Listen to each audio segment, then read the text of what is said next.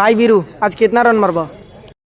लोग के फिर से स्वागत बा हमारे दूसरा मिनी ब्लॉग में। तो आज बा मैच, विकेट देख लीजिए। अभी रोलिंग भइलो तो हमारे साथ बड़ा हमारे यादव भैया। अभी का है रोलिंग, 1 घंटा हो गया रोलिंग होते हुए। अभी 1 घंटा और काहे सुस्ती आई बड़ा इतना? सुस्ती आई इसलिए मौसम थोड़ा सा मतलब स्लोली है। कौन सा स्लोली है? तो आरजेडी का इस बार कुछ नहीं हुआ, इसीलिए लोग सुस्ताए हैं। अच्छा तो एक बार यादव समाज चालू कर। चालू है। तो आरजेडी के पिछला 20 साल से क्या था? 25 से 30 फिर से नीतीश। बात तो सही है।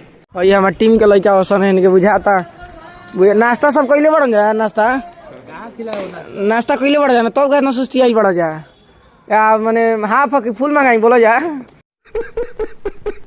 हिमांशु भी हमारे रोहतास से डिस्ट्रिक्ट खेलने बड़न। क्या बोलूं मैं इस पे? अंडर 19 इतना दूर से किट लेके आओ तड़ा कौन मरबो? सोचे तो है 50 रन मारने के लिए। बैगन